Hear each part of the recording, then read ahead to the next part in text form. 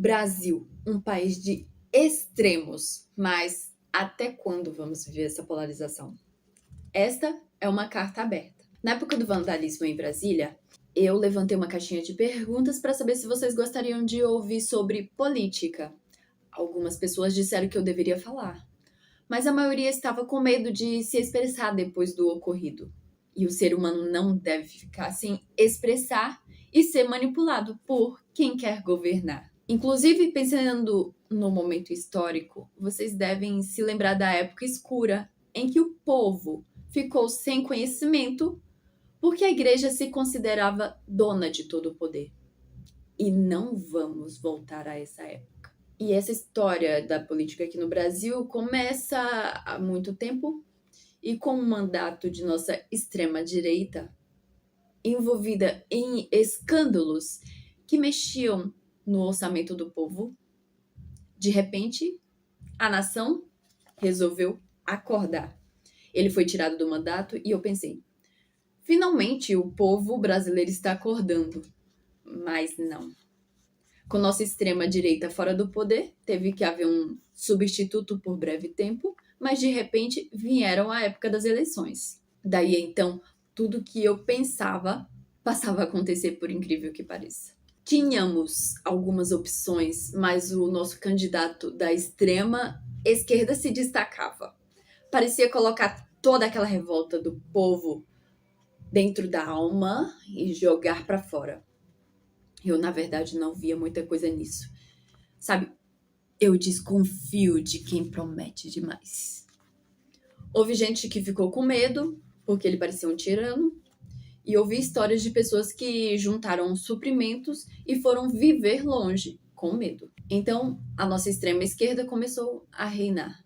Só que, na verdade, eu achava muita incoerência no jeito dele agir, principalmente no jeito de se portar como quem não importa. Chegou a hora das novas eleições e eu pensei, agora é hora de acertar, porque nós já vimos um lado e o outro da moeda. Chegou a hora de entrar no meio termo, mas só falta o povo escolher somente entre um e outro e sobrar apenas o segundo mandato.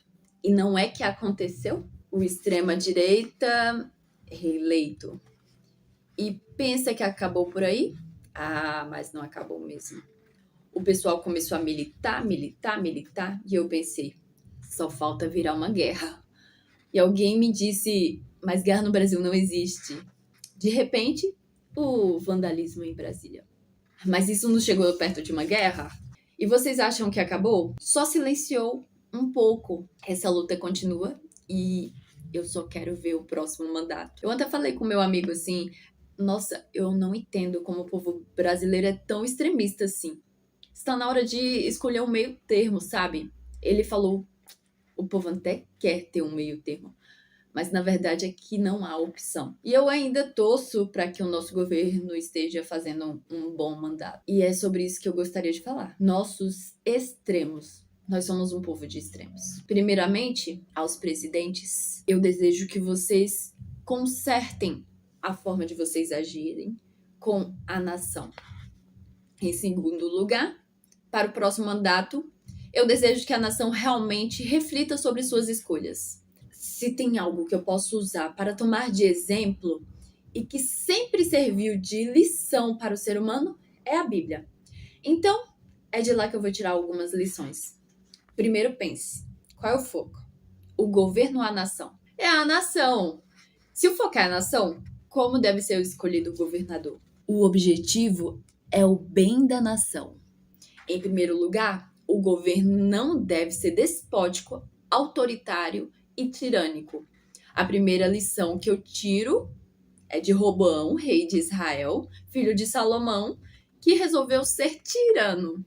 O povo não aceitou e, como consequência, o reino foi dividido. Em segundo lugar, preste atenção nisso. Não se deve fazer somente a vontade do povo, mas se deve fazer exclusivamente o bem para o povo.